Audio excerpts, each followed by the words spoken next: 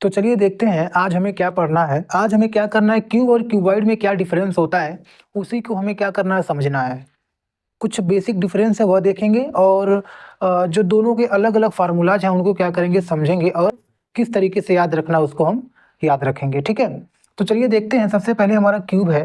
Cube क्या होता है? क्यूब हमारा क्या है कि एक ऐसा शेप है जो क्या है, 3 डायमेंशनल सॉलिड है। ठीक है, क्यूब जो होता है हमारा एक 3D शेप होता है और उसमें क्या होता है ना कि आपका लेंथ ब्रेथ हाइट, मतलब 3D क्यों होता है? क्योंकि उसमें हमको 3 अलग अलग डायमेंशन देखने को मिलता है। स्क्वायर था तो स्क्वायर में क्या देखने को मिलता था, लेंथ और ब्रेथ। इसमें एक एक्स्ट्रा आ जाता है और वो क्या होता है, हाइट। इसलिए ये क्या होता है, 3 डायमेंशन होता है। उसी प्रकार से हमारा क्यूबॉइड भी होता है 3 डायमेंशन।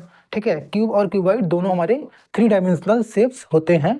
जिस तरीके से स्क्वायर रेक्टेंगल होता है 2 डायमेंशनल, जिसमें लेंथ और ब्रेथ मिलता है, उसी प्रकार से इसमें हमको लेंथ ब्रेथ और हाइट मिलता है। अब डिफरेंसेस क्या होते हैं वो देख लीजिए।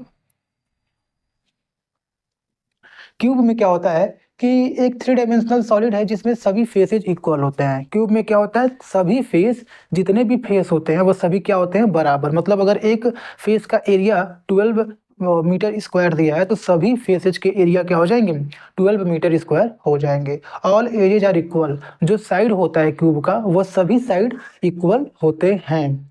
Each angle is 90 degree. अब देखिए उसमें क्यूब में क्या होता है, हर एक पॉइंट पे वर्टिसेज पे एंगल्स बनते हैं और वो सभी एंगल क्या होते हैं, 90 डिग्री होते हैं।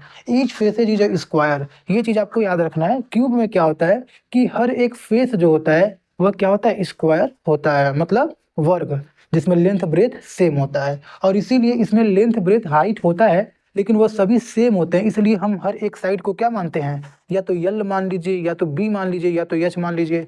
हम क्या करते हैं, एक ए से डिनोट कर देते हैं और वही हमारा ए क्या होता है, लेंथ ब्रेथ और हाइट तीनों हो जाता है। ठीक है, अब क्यूबॉइड में देखते हैं। Faces are rectangles. अब क्यूबॉइड में ऐसा नहीं होता है। क्यूबॉइड में क्या होता है, लेंथ ब्रेथ और हाइट डिफर कर सकता है, वह अलग हो सकता है।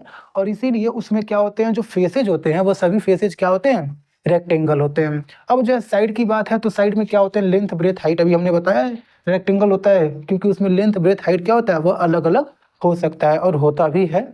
Each angle is 90 degree. Angle की बात करें तो सभी एंगल 90 डिग्री होते हैं।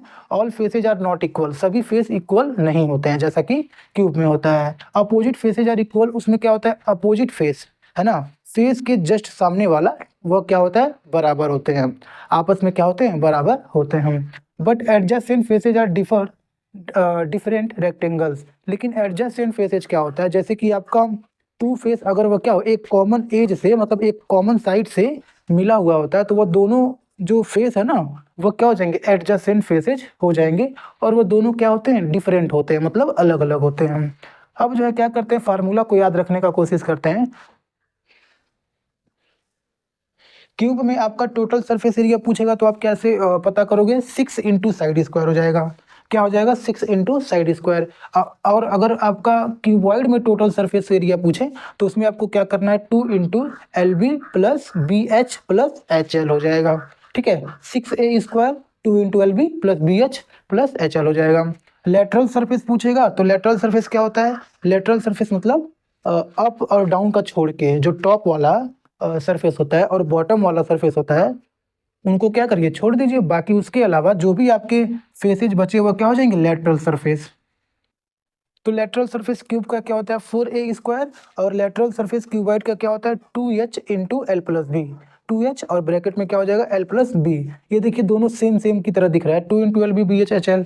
और यहाँ पे क्या है, 2h into L plus B है ना। और यहाँ पे 6a² 4a²। ये दो दो फार्मूले हो गए।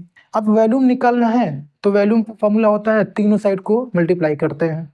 तो क्यूब में क्या होता है, सभी साइड बराबर होते हैं तो इंटू ए करेंगे तो क्या आएगा, ए क्यूब आएगा, जो हमारा फार्मूला है।